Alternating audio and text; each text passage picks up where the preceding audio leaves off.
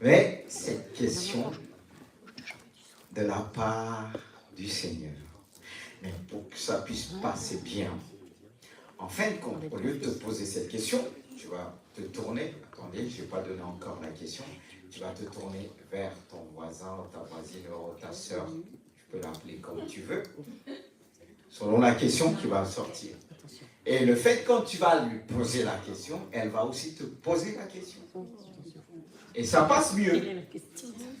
Parce que de fois, on a du mal à tourner le doigt, mais le fait que l'autre te pose la même question que tu vas lui poser, parce qu'elle nous concerne tous, c'est ceci. Où passeras-tu ton éternité? Je ne vois pas des... Mais avec conviction, regardez, tu dis, où passeras-tu ton éternité? C'est vraiment... Je ne sais pas. Il faut savoir que l'éternité, il y a deux endroits. Au paradis. Est-ce à l'enfer? Qu'on le veuille ou pas, même si on ne le sait pas. Il y a deux choix. Alors, il faut le savoir maintenant. Parce que si Dieu dit, il m'emmène là, je dis, hey, je ne savais pas. En fin de compte, on doit le savoir. Quand on prépare pour passer, je ne sais pas, des diplômes, on veut faire quelque chose, on demande où, dans quelle direction que tu vas, on va dire là. Un jour ou l'autre, on nous a demandé, est-ce que tu penses que tu vas te marier? On a bien dit oui. Oh, peut-être qu'il y en a qui ont dit non, célibataire, je ne sais pas, bon. Il y aura des célibataires aussi, ceux qui resteront célibataires avant que le Seigneur revienne. Les miracles ne peuvent pas tout changer, ça. Voilà.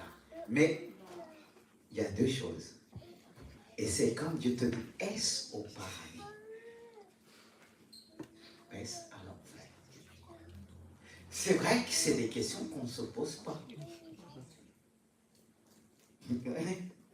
Où passeras-tu ton éternité? Parce qu'il faut dire, nous tous, l'esprit qu'on a, on sent que l'esprit ne meurt pas. Il faut bien qu'il soit casé quelque part. Oh, il y a des regards qui sont tristes, mais je n'ai pas apporté des messages qui vous plaisent. Je ne suis pas appelé à ça. Je ne suis pas appelé à flatter. Vous le savez bien. Ah, c'est comme ça. Mais je suis appelé à aimer.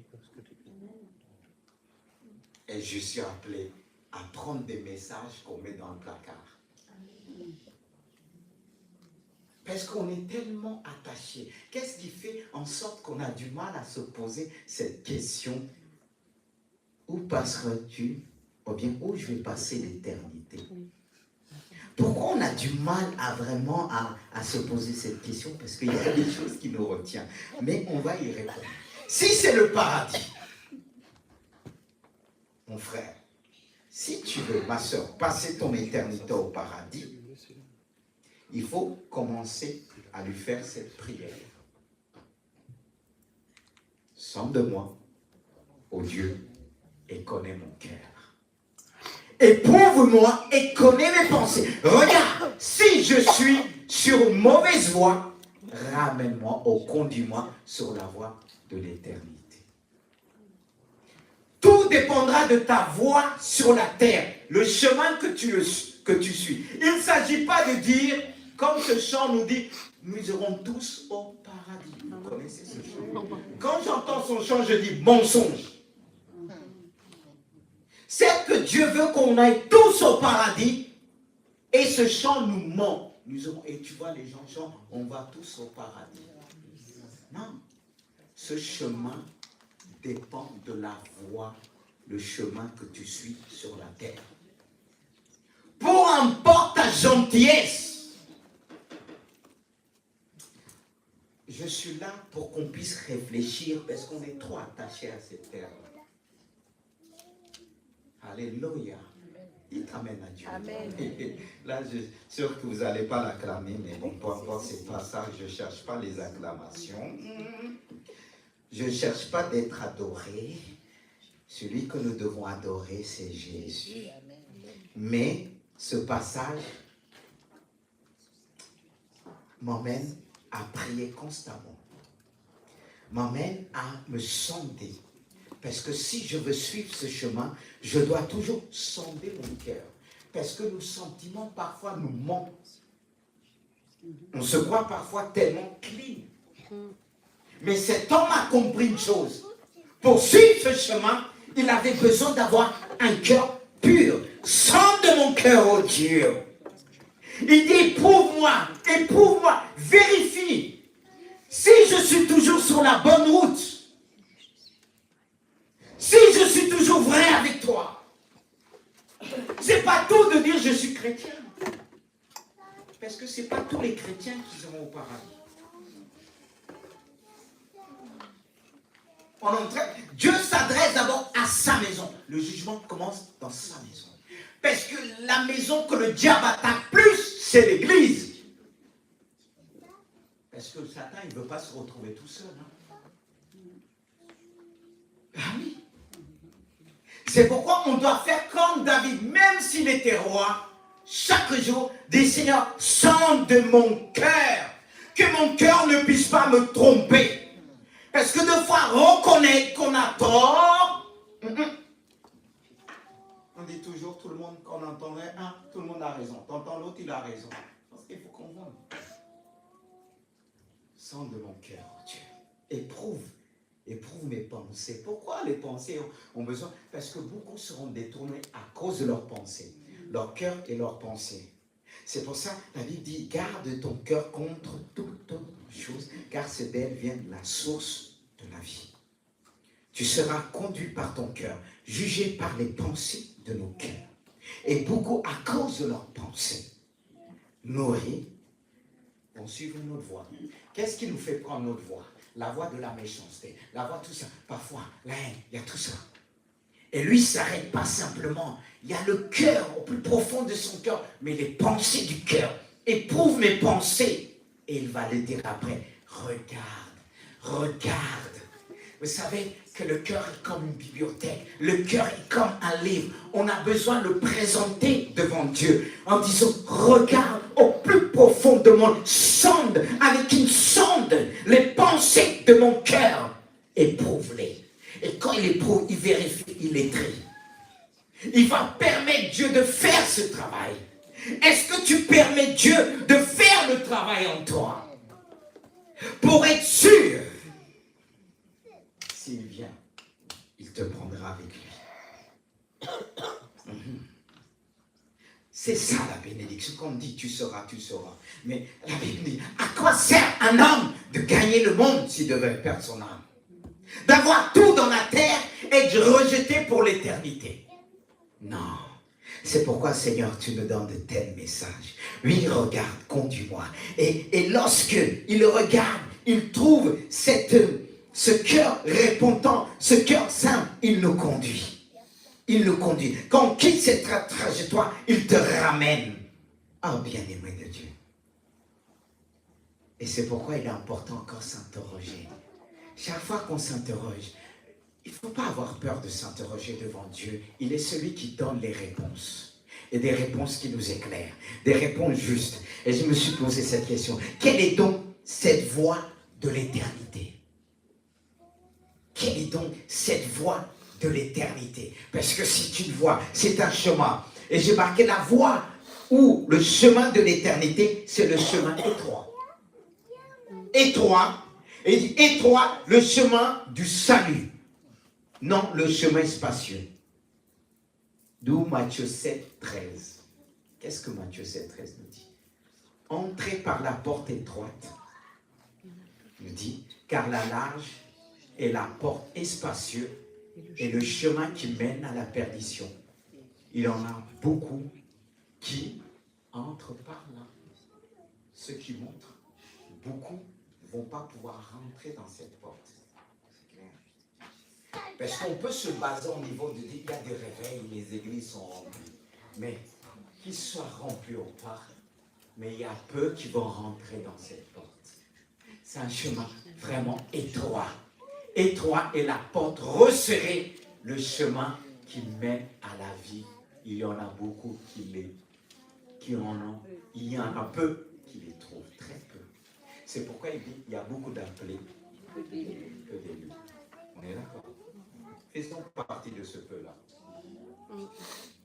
Ah oui, c'est pourquoi il dit ce sont les violents qui s'emparent du royaume, parce que si la porte est resserrée, Seigneur, je ne sais pas, mais moi je vais rentrer. Ah, il faut être violent dans la foi. Ah, tu dis, ah non, moi c'est serré, moi je ne vais pas pouvoir rentrer. Je risque de me blesser. Ah, reste là, tu vas voir. C'est une porte resserrée. Ah oui. Mais pourquoi? On peut s'interroger, même si on a donné une réponse, mais il faut approfondir les choses à travers la réponse. Pourquoi il y en a peu qui les trouvent? Pourquoi? Et pourtant, nos églises se remplissent. Ah, moi, vous avez dit pas celle-là. Mais ça montre qu'il y a peu. Et on juge les choses des églises selon elle est remplie ou pas. Quand elle n'est pas remplie, on dit qu'il y a un problème. Qu'elle soit remplie ou pas remplie, les églises ont toujours des difficultés, des problèmes. Ce n'est pas la première que j'exerce, je sais. Alors si je dois baser ma foi par rapport à l'église de Dieu, tu es puissant, témoin puissant, Dieu est puissant, je sais une chose. Mon Dieu est puissant. Et c'est ce qui compte. Mais il nous dit qu'il y a toujours peu. Alors, pourquoi vouloir s'attendre? C'est ce qu'on veut. On veut qu'il y ait un nom qui peut venir. Mais il dit, il y a peu, il y a peu. Il y a peu. Mais pourquoi? Pourquoi? Regardons ensemble Isaïe 53. Qu'est-ce qu'Isaïe nous dit? Qui a reconnu le bras de l'Éternel, ou le chemin de l'Éternel? Il s'est élevé devant lui comme une faible plante, comme un rejeton qui sort d'une terre desséchée. Il n'avait ni beauté ni éclat pour attirer nos regards. Et son aspect n'avait rien pour nous plaire. Méprisé, abandonné des hommes, homme de douleur, habitué à la souffrance. Si je dois paraphraser ce passage d'Isaïe, même si on ne le passe pas, on comprend. Qui a reconnu vraiment le chemin, cette porte? Cette porte, ce chemin qui est étroit. Et ce chemin-là, on ne va pas vite aussi. Ah, t'inquiète pas, ça va aller. Je sais que tu emmènes toujours à Jésus. Mais le but, c'est d'emmener à Jésus. Mais avant d'emmener à Jésus, on doit ramener, parce que tout l'Ancien Testament nous parle de Jésus. C'est une préparation qui nous emmène à Jésus. Oui, Jésus est la porte. Oui, Jésus est le chemin. Mais il y a des choses à voir en premier. Voilà. Et il dit, qui a reconnu ce chemin? Et il a dit, c'est comme, si je dois paraphraser, ce chemin, c'est le chemin de désert.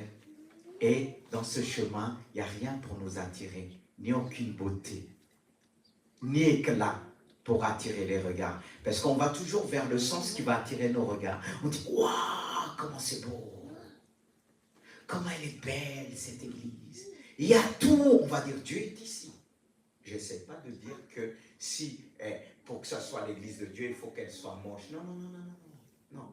Quand on dit Jésus, Jésus n'était pas moche. Le plus beau des fils de l'homme nous dit aussi. Il faut savoir bien doser la chose. Mais, parlons bien. Quand Dieu veut confondre, il a dit, il a choisi les choses folles du monde pour confondre les sages. Voilà. Il a choisi les choses faibles du monde pour confondre les forts, comme pour vaincre Goliath, il va prendre un enfant pour terrasser Goliath. Voilà. Et à la base, souvent, Dieu va toujours choisir des choses qui dépassent notre entendement. Même si ces choses-là ont appelé à se transformer et à tirer plus tard. Mais à la base, quand Dieu commence une œuvre, ça commence par des choses qui dépassent l'entendement par des choses insignifiantes. Et c'est pourquoi il est dit, ce chemin, c'est un chemin étroit. Un chemin de désert. Il parle de souffrance. Parce que ça ne veut pas dire qu'on souffre, qu'on n'est pas béni. La souffrance la bénédiction de Dieu, elle passe par la souffrance. Alors on va essayer d'aller à un endroit où on a tout. C'est pourquoi beaucoup vont suivre ce chemin spacieux de la facilité. Mais il y a une particularité sur ce chemin-là étroit, bien-aimé de Dieu. Ce chemin étroit, quand je rentre dans un chemin étroit qui est très spacieux, ça me resserre, ça me garde à marcher droit devant moi. À ne pas se détourner ni à gauche ni à droite. Je préfère le chemin étroit, resserré. Mais quelque chose là, on a tendance d'aller dans tous les sens. Et Dieu nous conduit sur ce chemin-là. Et c'est là que nous devons être attentifs et ne jamais mépriser. Parce qu'il dit, il a été méprisé. Et il y a des endroits qui ont été méprisés. Et pourtant, ne regardez jamais sur la parole. Et pourtant, on le sait, mais on le fait. On considère beaucoup selon la parole. On considère beaucoup des églises selon l'apparence de l'église. Soyons honnêtes. On va plus vers des églises qu'il y a tout. Combien de personnes peut-être dit, il n'y a pas ceci, il n'y a pas cela, il n'y a pas. Est-ce qu'il n'y a pas d'onction? Je te pose la question. Qu'est-ce qu'il faut chercher en premier? C'est Jésus. Regardez, ceux qui ont suivi Jésus, ils ont trouvé Jésus dans un temps, les gens ne le suivaient pas. On l'a chassé dans les hôtels. Vous croyez que ça a changé? Vous croyez que le cœur de l'homme a changé? Parce que si Jésus devait venir conduire une église, il y aurait eu peu de personnes dans cette église. Ça, je suis persuadé. Même si vous pensez le contraire, mais quand je regarde les Écritures, comment les choses se déclenchent, Seigneur, tu as toujours raison. Parce que s'il dit dans ce passage, et c'est bien dans le Nouveau Testament, qu'il nous dit qu'il y a peu, il y en a peu qui les trouvent. Ça veut dire, heureusement, il y a eu plusieurs générations, ça a pris le temps de peupler là-haut. Mais si on devait s'arrêter sur une seule génération, il n'y aurait pas eu beaucoup de monde dans le ciel. D'où la patience de Dieu qui permet que le ciel soit peuplé. Parce que dans chaque génération, un peu. Vous voulez que je dise beaucoup, c'est pas ce que la Bible me dit. Alors je ne vais pas prêcher le contraire. Beaucoup. Alors tu dois aujourd'hui dire oui, ne pas dire je ne sais pas. Parce que qu'on ne sait pas, il y a bien un chemin. Et ça, il faut être conscient. Et revenons, comme il a montré Jésus et cette porte, en vérité, Isaïe. Jésus et cette porte resserrée, le chemin qui mène à la vie éternelle. Quand Jésus est parti, combien de personnes le suivaient exactement? Combien de personnes qu'il a guéri? Plusieurs personnes, mais combien qui l'ont suivi vraiment? Vers la fin. Il y avait les 12. Mais à un moment, les 12, là, ils se sont dispersés. Les 12, après, il y avait 11, Judas a trahi. Et après, quand on est venu le prendre, il y avait combien? Mais quand il y a eu des miracles, quand Jésus avait des miracles, ils étaient combien? Beaucoup. Mais quand il n'y a pas de miracles, c'est pourquoi les faux prophètes s'appuient toujours. Je ne dis pas que les miracles, délivrance, prophétie, tout ça, ils ont ces 4 points. Ils disent, venez. Mais annonçons le salut de Jésus. Faisons comprendre les gens. Malgré tous les miracles, il y aura peu. Parce que si Jésus, quand il était présent, le plus grand de tous les prédicateurs, à un moment, ils sont tous dispersés. Quand il dit, prenez ceci, ma chère, mangez, il dit, ils n'ont pas essayé d'interroger. Et pourtant, ce sont les gens que Jésus a guéris. Ils ont vu des miracles. Et ils sont tous partis. Et c'est comme si Jésus a soigné ce plaît. Et vous, là, vous faites quoi, là? Et Pierre a dit, à qui d'autre irons-nous? toi qui as les paroles de vie. Ils sont tous partis. Au départ, il avait même choisi 70 disciples, 2 à 2. Ils étaient contents. On a vu des miracles, on a vu ceci. Il a dit, ne vous réjouissez pas de ça. Réjouissez d'abord que votre nom soit inscrit où? Mais nous, on se réjouit plus des miracles. C'est pas ça qui enrichit vraiment. Il dit, c'est la bénédiction de Dieu qui enrichit Jésus. Et là, parfois, Satan utilise ces choses pour détourner notre attention. On cherche plus les miracles que Jésus. Quand Jean-Baptiste est venu, il a fait des miracles? Non, il y a un enseignement. Parce que Jean-Baptiste préparait la venue de Jésus. Et le plus important, peu importe les miracles, les prophéties, ce qui importe, c'est Jésus. Ce qui importe, c'est préparer la venue de Jésus. Parce que le peuple de Dieu n'est pas prêt. Et le message, quand Dieu appelle les apôtres, c'est pour préparer son peuple. De même, quand il appelle le Saint-Esprit qui est là, c'est préparer l'épouse pour l'événement. Jésus ne veut pas perdre son épouse. C'est pourquoi il patiente. Il attend. Il prépare. Il dit, c'est vrai que les miracles sont là pour montrer le chemin. Qui dit miracle dit signe. C'est pourquoi le diable utilise les miracles. De même si les miracles nous orientent, les miracles peuvent nous désorienter vers une autre personne qui est capable de le faire aussi. Car chaque miracle de Dieu a pour but de révéler le cœur de Dieu. Le cœur de son Fils. Alors ne dis pas dans ta vie, tu souffres, Dieu t'a abandonné, il veut t'apprendre quelque chose. Lui qui t'a appelé homme de douleur, habitué à la souffrance. Alors qu'est-ce que je cherche aujourd'hui? Quelle est ma priorité? Est-ce que ma priorité c'est le ciel ou la terre? Tout en sachant que la terre, je ne vais pas vivre longtemps. Oui. Pourquoi je vais toujours m'abattre sur moi-même en me disant, oh, c'est... Pourquoi on souffre beaucoup aujourd'hui davantage? Je parle, là il y a la souffrance de Dieu, mais une souffrance que beaucoup lâchent la main du Seigneur. Parce qu'ils sont attachés aux choses d'en bas. Et il y a des croyants. Il était vrai. Notre frère le maître, en disant, je ne sais pas, mais je prie que tu dois te décider aujourd'hui. Non. Parce que deux fois, on peut dire, on ne sait pas. C'est une manière de dire, il faut savoir. Et tu sais. Mais beaucoup, quand on leur pose cette question, même ceux qui disent ne croient pas, mais leur esprit qui est en eux le savent, ils le ressentent. Il n'y a pas d'incrédule dans ce domaine-là. Non, c'est pas vrai. Quand je pose des questions à l'EFU, en réalité, tu te poses cette question.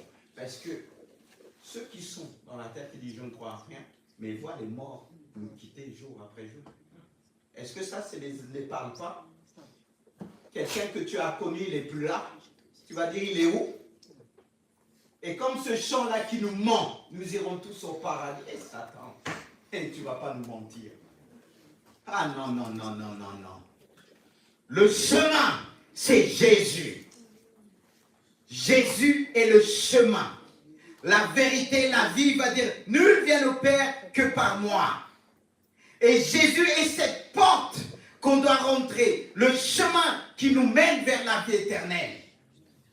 Thomas a dit, montre-nous. Et elle a dit à Thomas, elle a dit à Céline, ça fait longtemps que je suis avec vous. Comment ne pas connaître le chemin de Dieu?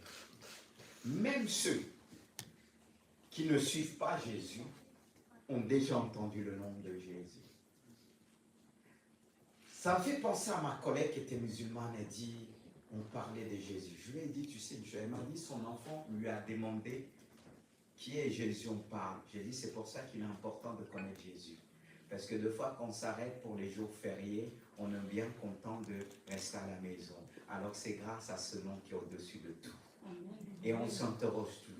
On sait même pour ceux qui ne sont pas des chrétiens, ils savent que Jésus a fait des choses que personne n'a fait dans le monde en bien.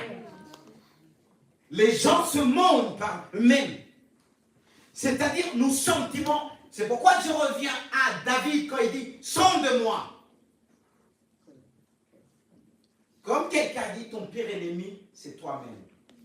Pourquoi ton pire ennemi, c'est toi-même, tes sentiments? Parce que tes sentiments te mentent. C'est-à-dire, deux fois, on encourage nos sentiments de nous mentir, de se persuader que Dieu n'existe pas. Or qu'on sait qu'il existe. Dieu nous a créés avec cette conscience vide, qui est un vide, qui a une grosse partie de l'éternité. Alors quand les gens me disent, comment on dit ça? Je suis athée, c'est ça?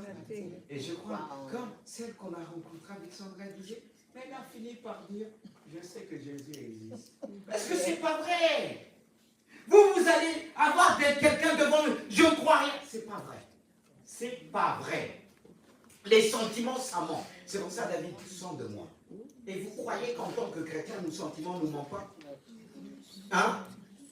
Qu'aujourd'hui, avec certains messages qu'on reçoit, on couvre le péché. On dit, t'inquiète pas, il pardonne. Tu vas aller au paradis. Et Dieu va te pardonner comme ça. Si tu ne demandes pas pardon, comment il va te pardonner? Si tu ne te réponds pas, comment il va te pardonner? Mais arrêtez de dire, oh, il pardonne. Oui, il pardonne. Mais il faut une attitude de cœur. Oh, que Dieu nous aide. Parce que ne mettons pas le pardon, on dit, non, mais pour suivre ce chemin-là, tu as besoin de dire, Jésus, tu es le chemin. Alors sonde de mon cœur. Tu es la vérité. Parce que la vérité, c'est la parole de Dieu. Amen. Comme référence. Et aujourd'hui, on utilise la parole pour déluer cette vérité, pour leur faire dire ce qu'elle ne dit pas. Mais nous savons une chose, que Jésus est le chemin. Jésus est cette porte, même si la porte est resserrée.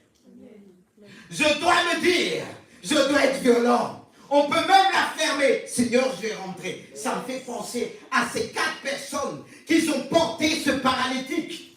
Et ils ont vu la porte, il y avait presque plus de porte, il y avait du monde. Qu'est-ce qu'ils ont dit? Là, ils étaient violents, ils sont passés par le toit. Peu importe, il n'y a pas de porte, il n'y a pas de fenêtre, mais moi, je vais rentrer. Alléluia. Amen. Tu dois être déterminé. Eux, ils étaient déterminés. Ils ne sont pas dit, ah non, on part, on revient demain. Si tu pars, la porte sera fermée. Si tu parles, oh, c'est pas mon jour. Moi, c'est mon jour. De dire, ah, c'est pas le jour du Seigneur. Pour moi, c'est le jour du salut. Cette porte ne peut pas rester fermée devant moi parce que c'est la porte du salut. Je n'ai pas à la défoncer, mais je passe autrement. Je me retrouve avec le Seigneur, le roi des rois, celui qui t'attend, celui qui veut te bénir. Ne te décourage pas. Ne dis pas, ah oui, à cause de la souffrance doit te pousser en avant. De dire, je souffre ici-bas, mais là-haut, ah non, j'ai jamais souffert. Là-haut, c'est pour un temps. Satan peut te dire, t'as vu Dieu t'a oublié? C'est pour un temps. Je vis là pour quelques années, mais là-bas pour toujours, sans la souffrance. Amen. Tu dois le dire, tu dois dire à ta souffrance. Il te tient par cela en disant, il est où ton Dieu? T'as fait ceci, t'as tort. Oui, tu t'es repenti. Mais avance. Avance. Oh. Alors, comme je disais aussi, est-ce l'enfer? Si tu veux suivre ce chemin, ne fais rien. Si c'est l'enfer ton choix, il y a 2 choix dans la vie. Le mal et le bien. Il dit, choisis le bien, non le mal. Il y a 2 choix. Il n'y a pas de choix de dire, ah, je suis du sud, je suis du nord, vous connaissez l'histoire l'époque des États-Unis, celui qui a dit qu'il ne voulait pas se faire tirer des deux côtés, il a mis le haut, le sud et le bas, le nord, il se fait tirer des deux côtés. Quand on n'a pas un camp, c'est pire. C'est pire. Parce que là, simplement, le diable te tourmente et la vérité te tourmente aussi. Je plains les chrétiens charnels. Ils souffrent. Ils souffrent. J'ai un cousin qui dit, il aurait préféré ne pas connaître Dieu. J'ai dit, mais est-ce que tu as choisi? Parce que quand il veut aller à 100 avec ses copains, c'est ça nos enfants. Nos enfants sont là. Ils ont le Seigneur. Quand ils sont dans le monde, ils veulent parler comme le monde. Mais ils souffrent. Ils vont venir pleurer, vous allez les consoler. Mais si vous leur dites, ils vous disent vraiment leur souffrance, c'est ça. Ils sont un pied à l'église. C'est pas facile pour eux. Mais quand on voit les langages de foi, si on devait les suivre, on serait étonné d'entendre leur langage même. Et il n'y a pas que les enfants, et les adultes aussi au travail. Ça déménage de foi. Mais tu dois choisir, pour choisir ta voie, tu dois changer ton langage et ton comportement quand ils sont dans mon cœur. Il y a tout, hein. Parce qu'il est dit qu'on sera aussi jugé selon nos paroles. Hein. Et voilà, c'est ça aussi. Parce que de fois on dit, oh Dieu connaît mon cœur. Et soyons simples. Il connaît ton cœur, mais ton cœur a un problème. Ah bah oui. Et Dieu qui connaît notre cœur, Dieu tu ne le vois pas, il va utiliser un frère, une sœur pour te, je ne sais pas, exhorter, pas prendre un marteau. Non. Mais soyons simples devant Dieu. Parfois, tu vois, quand tu es spirituel, tu n'as pas besoin de montrer. Tu l'es. Ce qu'on est, on n'a pas besoin. Montrant aux gens qu'on est enfant de Dieu, ils vont savoir. Mais pourquoi on a besoin de prouver? Parfois, notre langage nous trahit. Que Dieu nous aime. Alors je disais, si c'est l'enfer, alors ne fais rien, ne change pas de trajectoire, reste sur cette mauvaise voie et entre vers cette porte large. Car la porte est spacieuse et le chemin qui mène à la perdition et beaucoup entrent par là. Et il dit, il y a beaucoup qui rentrent. Tout à l'heure, il dit, il y a peu qui rentrent vers la porte étroite. Mais la large et spacieuse, c'est la porte qui attire. La facilité, moi je rentre tranquille. Je n'ai pas à me bousculer. Le métro, il est pour moi. Quand il y a du monde, chaque fois j'attends, ça passe. Vous savez, il y a des gens qui disent, il y a trop de monde, ils attendent. Mais là, tu ne vas jamais arriver à destination. Mais il y en a qui attendent, il y a ici, parce que Marie-André, elle a dit, moi j'arrive. Elle rentre, elle écarte tout le monde. Pourquoi je dis ça? Ça me fait penser au Sénégal, en Afrique, les cars là rapides qu'ils appellent, quand on voit les mamans qui sont bien balèzes là, ils arrivent, ils s'assoient comme ça, discrétion quand je dis, et ils regardent qui va parler, ils attachent leur paille. J'ai dit ça, c'est courageux. Parce que c'est toi, elle va dire, elle va rentrer. Peu importe, je rentre. Et utilise bien ses hanches. C'est ça. Mais quand je vois ça, je dis, même si c'est serré, il n'y a pas de place, ça rentre quand même. J'ai dit, waouh. Mais on apprend beaucoup quand on voyage.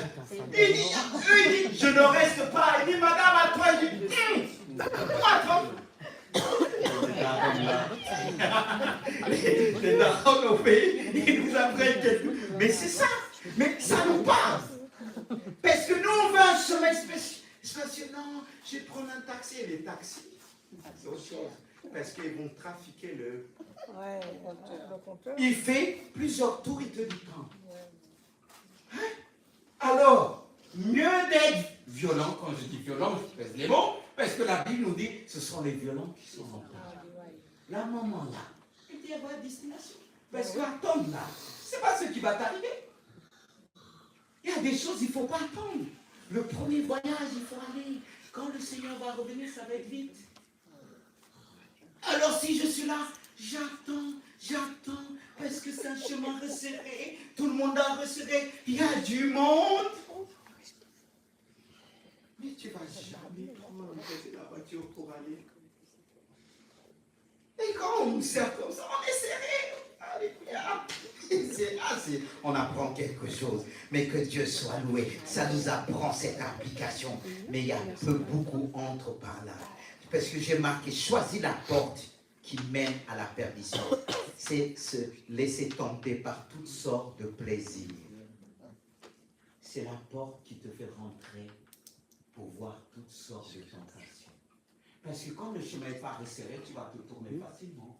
Mais un chemin resserré, le Seigneur resserre. Il le resserre. Ça t'empêche de regarder, de t'étaler. D'aller dans tous les sens. Lui, il veut que tu rentres sur ce chemin étroit. Mais si tu empruntes ce chemin large, ce chemin de la perdition, ce chemin de la tentation, c'est vraiment ce chemin-là, cette porte étroite. Et si tu empruntes ce chemin, cette mauvaise voie qui va t'emmener à rentrer dans cette porte large. Et cette porte large qui est spacieuse, qui mène à la perdition pour toujours. Et tu dois choisir cette porte étroite. Parce que si tu choisis cette porte qui t'emmène à avoir toutes sortes de plaisirs. Regardez, on vit dans un monde de facilité. Hein, nos jeunes, un monde de plaisir. Et ce plaisir du monde, le diable fait tout pour nous divertir dans toutes sortes de plaisirs. Regardez, beaucoup de films sont gratuits sur Internet. Vous croyez que c'est gratuit pour Satan? Il y a des choses qui sont gratuites, on viendra vous dire, madame, c'est gratuit, monsieur, c'est gratuit. Le péché n'est pas gratuit. Le péché nous emmène à la mort. Et on doit éviter, quand il dit, cette porte qui débouche finalement sur une porte qui nous mène vers l'enfer et nous coupe définitivement de Dieu. Et tout commence sur la terre. Le chemin commence sur la terre et il s'achève. Le point de départ et le point d'arrivée, c'est là-haut. C'est là-haut. On n'est pas encore arrivé. On n'est pas encore arrivé. C'est pourquoi il faut suivre ce chemin qu'on appelle Jésus, frères et sœurs. Et il nous invite encore. Il t'invite, il m'invite. À travers Luc 13. Qu'est-ce que Luc 13, 24 nous dit? Efforcez-vous d'entrer par la porte étroite. Il y a un effort à faire. Nous avons l'habitude de dire, il y a la grâce, on n'a pas d'effort à faire. Il dit, efforcez-vous d'entrer par la porte étroite, car, je vous le dis, beaucoup cherchent à entrer, ils ne le pourront pas. Quand le maître de la maison, vous parlez de Jésus, se sera levé et aura fermé la porte, et que vous, étant dehors, vous commencez à frapper la porte en disant, Seigneur, Seigneur, ouvre-nous. Il vous répondra, je ne sais d'où vous êtes. Ah, oui. C'est-à-dire, quand Jésus va venir prendre, il va nous faire passer sur ce chemin, parce qu'il est dit que Jean, dans le chapitre 4, il dit, quand il était levé en hauteur, il a vu une grande porte.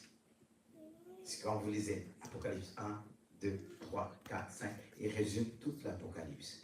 À un moment, Jean voit cette porte grande ouverte. Il y a une porte dans le ciel. Mais pour entrer dans cette porte, il faut suivre le chemin de la vérité, le chemin de la vie. Et la Bible, ça nous dit, faites tous vos efforts, parce que les choses du monde sont... On vit dans un monde difficile, un monde de tentation. Le diable met le paquet pour détourner notre attention. Le diable met le paquet pour nous distraire. Le diable met le paquet en mettant des fardeaux dans nos vies. C'est pour ça qu'il est dit, décharge, rejetons tout fardeau et le péché qui nous enveloppe si facilement. Parce que le diable fait tout dans le monde pour mettre des péchés, des fardeaux, pas simplement le péché, mais des soucis dans la vie. Tellement des fardeaux que tu oublies, tu sors de cette trajectoire qui t'empêche de marcher sur la parole de Christ, qui est la parole de la vie, la parole qui nous emmène vers l'éternité. Le diable fait tout pour mentir au peuple de Dieu, pour envoyer ses agents, aller les parler la bénédiction. Mais de quelle bénédiction il nous parle? Est-ce que seule la bénédiction terrestre? Parce qu'il peut uniquement nous parler de la bénédiction terrestre qui peut garder notre attention sur la terre. N'est-ce pas, la Bible nous dit, recherchez les choses d'en haut? Non, c'est elles qui sont en bas. Alors, sur quoi on doit prêcher de plus? S'il nous dit recherchez les choses d'en haut, on doit prêcher plus sur les choses qui concernent le royaume de Dieu. Alors je dis à Dieu, permets-moi de prêcher moi les choses terrestres. Et le diable nous tient en disant, tu seras béni, donc tu n'as pas ça, fais ça. On n'aura pas, ça ne veut pas dire que tu n'as pas eu telle chose que tu n'es pas béni. Jésus a dit à ses disciples, le plus important, c'est que ton nom soit inscrit dans le livre de vie. Ne te réjouis pas uniquement à travers les miracles, les délivrances, les guérisons. Parce qu'il y a ceux qui diront, Seigneur, n'a-nous pas fait des miracles, des guérisons. Qu'est-ce qu'il va leur dire? Je ne vous connais pas. Parce que leur nom a été effacé. Leur nom n'a pas été inscrit. Le plus important, c'est là-haut. Est-ce que ton nom est inscrit? Tout dépend de la voie que tu suis, le chemin que tu suis. C'est pourquoi il te dit, fais tous tes efforts. Parce qu'à un moment donné, cette porte de la grâce sera fermée. Cette porte de la grâce peut donner un temps difficile sur la terre, la grande tribulation. La grande tribulation. Parce que la Bible dit, l'esprit d'Antichrist agit déjà. C'est-à-dire, l'ordre mondial a déjà été activé, mais elle n'a pas encore été mise en place. Pourquoi? Parce que celui qui la retient, l'Église est encore là. L'Église prie. C'est pourquoi le diable s'acharne sur l'Église. Et là, il faut discerner qu'on est de passage. Il y a des souffrances automatiquement, ils sont là. Parce que le diable est en colère contre l'Église. Pour ceux qui prient, en disant ils prient, ils empêchent que l'ordre mondial puisse être établi. Elle était activée. Mais par la prière de l'Église, le diable fait tout pour venir déstabiliser l'Église. Pour détourner notre attention. Pour dire, cherchez d'abord le royaume terrestre. La Bible nous dit, cherchez d'abord le royaume des cieux. Et ce qui fait le fait que beaucoup souffrent sur cette terre, parce qu'ils ne sont pas connectés dans le ciel. Qu'est-ce qui nous emmène à équilibrer? Parce que quand il y a un problème, tu es désintéressé. Qu'est-ce qui va t'emmener à être un désintéressé? Parce que tu sais ce qui t'attend là-haut n'est pas comparable à ce que tu vois sur la terre. Oui, même si Dieu ne t'a pas montré physiquement, il peut te faire ressentir. Tu peux entendre, parce qu'il nous a donné les 5 sens. Pas simplement les yeux, mais la capacité qui nous permet de saisir les choses d'en haut. Cherchons d'abord le royaume des dieux. Alors ce que Jésus t'invite à faire, comme je l'ai souligné tout à l'heure à travers l'épître hébreu, rejette tes fardeaux. Pour certains, ce n'est pas le péché. Parce que si tu marches sur cette voie qui est étroite, le chemin étroit, tu as tes fardeaux, tu risques de sortir de la trajectoire. Parce que le chemin n'est pas large. Alors tu ne peux pas venir encore avec tes fardeaux. Cette porte est étroite. Si tu viens avec tes fardeaux, comment tu vas rentrer? Explique-moi comment tu vas rentrer. Beaucoup sont retenus à cause des fardeaux. Malheureusement. Parce qu'on peut dire que le péché peut nous retenir. Ce passage d'Hébreux 12 dit, rejetons tout fardeau et le péché qui nous envole si facilement et courons vers la carrière qui nous est réservée en gardant le regard fixé vers Jésus. Comme Pierre, lorsqu'il a dit, si c'est toi, ordonne que je puisse venir vers toi.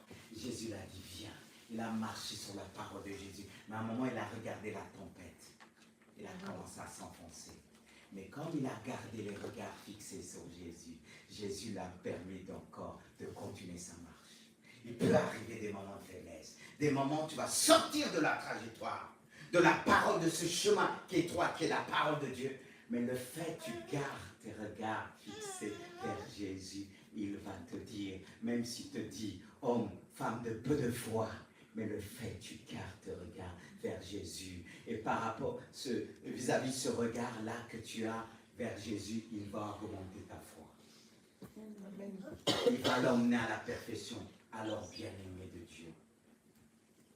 Même pour ceux qui disent, oh, il n'y a pas de paradis, il n'y a pas tout ça. Cela ne dépend pas de ce qu'ils disent, eux, mais ce que la Bible dit. Et le Saint-Esprit atteste en nous. Parce que beaucoup, Dieu les a transportés comme Paul a dit, j'étais ravi jusqu'au 3e ciel. Il n'y a pas simplement le témoignage de la Bible, mais le témoignage que Dieu a permis. Alors personne ne dit sur la terre, sous la terre et dans les cieux qu'il n'y a pas un paradis, la Jérusalem céleste que Dieu a réservé pour toi qui souffres pour lui. Tu ne souffres pas à cause du péché, mais tu souffres pour Jésus-Christ. Il dit à Timothée, souffre avec moi comme un bon soldat de Christ. Un soldat qui tient. Un soldat qui dit, cette porte, je vais rentrer. Et on va rentrer. Amen. C'est vraiment mon souhait. C'est pourquoi mon but principal, c'est de me préparer l'Église. Toujours parler à mes enfants, je leur parle toujours. Étant la fin, j'ai dit, si Jésus vient, là, tu fais quoi? Est-ce que Jésus aurait fait ce que tu as fait? Est-ce que Jésus aurait dit ce que tu as dit? Il faut toujours amener, même si ça nous fait peur. Il y a des gens qui sont venus à Dieu par la peur, même si ce n'est pas le but. Hein. Dieu ne va pas où la peur, mais parce qu'ils ont eu peur de la fin de l'Apocalypse. Mais moi, l'Apocalypse ne me fait pas peur, parce qu'elle m'annonce des jours glorieux, des jours que je serai changé, transformé, et on souffre sur cette terre, Seigneur. C'est pour ça l'Apocalypse dit, que l'Église dit, viens, Seigneur Jésus. Est-ce que c'est ta prière ce matin? De dire, viens, ou bien tu vas lui dire, Seigneur, je dois construire ma maison, je dois me marier, je dois ceci. C'est ce que beaucoup ont fait le temps de Lot, ils ont péri. Ils prenaient le temps à marier leurs enfants quand l'autre a dit, Dieu va juger eux. Il dit non, on n'a pas fait le mariage, on n'a pas fait la dot, on n'a pas fait ceci, on n'a pas fait ce tralala, on n'a pas construit nos maisons. Et ils sont tous restés, ils étaient combien? Ils étaient combien dans l'arche? Les enfants de Lot, ils sont 3, ils ont leur femme. Et Lot avait sa femme. Hein, ils étaient combien? Plus que 6. Il me semble 8. Voilà. Imaginez-vous 8. Il y a très peu qui sont rentrés dans l'arche. Ça nous parle. Il y a très peu, nous dit très peu. Ça, malgré le monde qui a été peuplé après. Et le temps de la grâce, il y a eu 2000 ans. Et ça va être la même chose dans la grande tribulation, les 1000 ans. Il y aura peu, après ça va se peupler. Et le diable va encore relâcher, va trouver les cœurs qu'il va pouvoir entraîner. Oui. Cette dispensation, il y aura très peu qui vont être sauvés. Parce que ce qu'on appelle la dispensation des 1000 ans. C'est aussi notre épreuve. Pour ceux qui vont rester, qui n'auront pas eu la marque de la bête et ceci, voilà. Mais aujourd'hui, il y a tellement de pratiques qui existent qu'on initie les gens, on leur donne déjà la marque de la bête. Si ce n'est pas la grâce de Dieu, c'est fini. dire, Seigneur, quand on l'a vu dans ce passage, on s'est efforcé de rentrer. Seigneur, pas simplement rentrer. Seigneur, je ne veux pas faire, moi je dis Seigneur, je ne veux pas faire cette prière de Moïse. Même si je prie pour l'Église, je dis, je ne vais pas dire à Dieu, sinon efface mon nom que tu as inscrit dans le livre de vie. Je veux qu'il reste. Je me bats, parce que Jésus a dit d'abord, réjouissez-vous, d'abord que le nom. Ça, c'est la prière de Moïse. Parce qu'il y en a qui veulent faire des prières des gens de la Bible, là. Ce n'est pas les prières qui sont pour moi. Moi, j'ai dit, Seigneur, si mon nom est inscrit, je te remercie. Et je suis encore sur la terre, je veux suivre cette voie. Et quand je vais rentrer vers cette porte, les anges vont pas me dire, halte là! Tes vêtements sont tachés. Non.